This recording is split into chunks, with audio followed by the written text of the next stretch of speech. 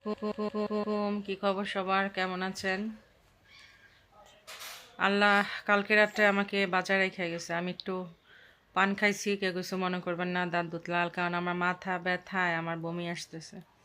আজকে প্রায় 10-12 রাত হয়েছে আমার ঘুম হয় না, আমার শরীরটা এত খারাপ। হঠাৎ করে পরশু দিন ঘুম থেকে উঠছি আর পায়ে ব্যথা। কেন যে হাঁটুটা এরকম ব্যথা, আমার 2টা সিজার হয়েছে, সিজারও আমি এত কষ্ট পাই নাই যতটা কষ্ট আমি এই 2 দিন ধরে আমার পায়ের ব্যথায় আমি ভুগতেছি। আমার চোখের নিচ দেখে আপনারা বুঝতে পারতেছেন। মাথায় চিরুনি লাগাই না মনে হয় কয়দিন হয়ে গেছে, কারণ শরীর একটু পারমিট করতেছে না আমি এগুলো করি। শরীরের অবস্থা মনের অবস্থা দুইটাই খুবই খারাপ। তো আমার ভাতিজি বলতেছে, ফুপি আসো একটু চুলটা তোমার আশ্রয় দিই, তোমার কি অবস্থা, তোমাকে কেমন দেখাইতেছে। তো চুলগুলাও পাকা কীভাবে দেখছেন। আমার মার মাথায় এত চুল পাকে নেয় যতটা আমার মাথায়। পান খাইছি কারণ যাই খাচ্ছি আমার পেটের ভিতরে কেমন জানি মোচড় দিয়ে আমার বমি চলে আসতেছে।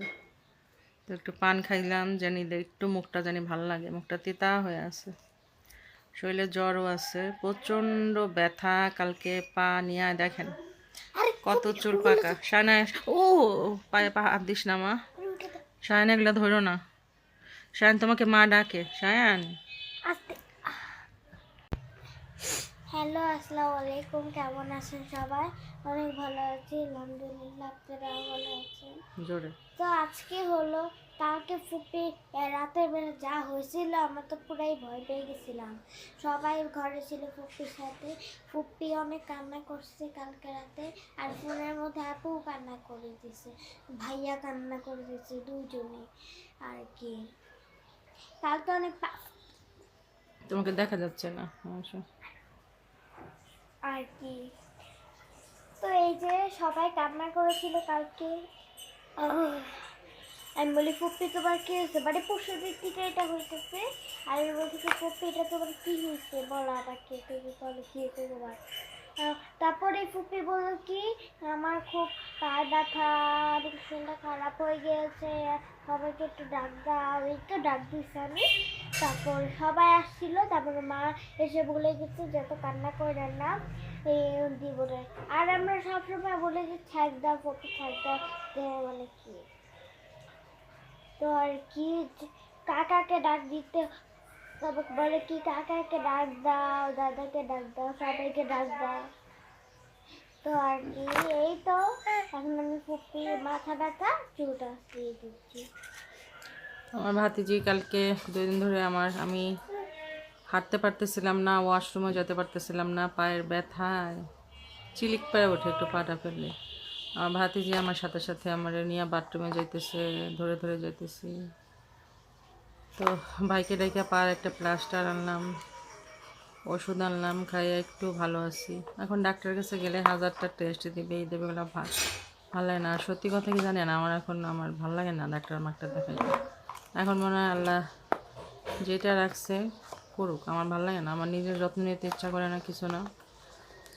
পান খাইয়া কী হয়েছে দেখেন, মুখটা তেতা হয়ে আছে, আমি কিচ্ছু করতে পারতেছি না। এখন অসুখ হইলে কি মনে হয় জানেন, নিজের জন্য চিন্তা হয় না। ও মা, এখন চিন্তা হয় বাচ্চাগুলোর জন্য। মনে হয় জানলা মরে গেলে বাচ্চাগুলোর কি হবে, এখন মনে হয় এটা। তো ফোন দিয়া কালকে ভাবছিলাম আমি শেষ, আমি আর নাই। ফোন দিয়ে মেয়েটাই ফোন দিতে চাই না, তখন ও কান্না করতেছে, মা তোমার কী হয়েছে, ও কান্দতেছে।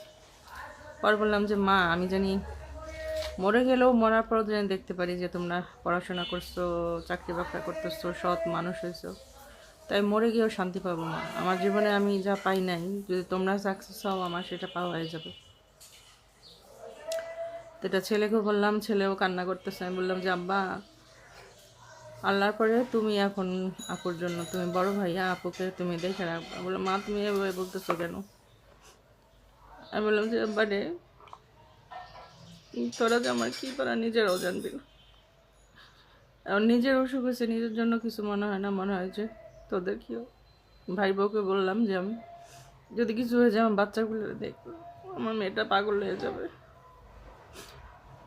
ও শুধু যতক্ষণ বাথরুমে থাকে, স্কুলে থাকে, টিচার আসে, ততক্ষণই শুধু আমার ভিডিও কল অন করাই থাকে, বাকিটা সময় ও ভিডিও কল দিয়ে থাকে। কালকে বলতেছি মা আমি ঘুমাই দিই, ফোনটা রাখ, বলে যে না মা।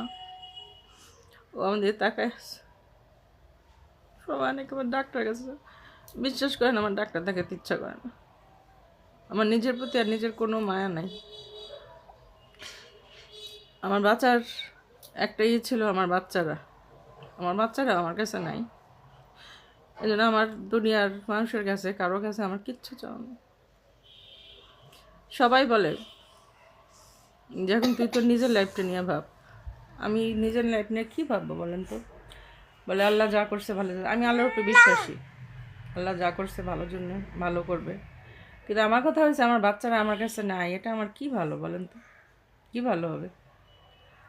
কি হবে? একটা বিয়ে হবে, টাকা পয়সা হবে, সেটা এগুলো দিয়ে আমি কী করবো?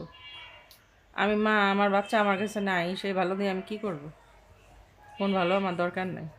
আমি আমার নিজের লাইফ নিয়ে আর ভাবতে চাই না।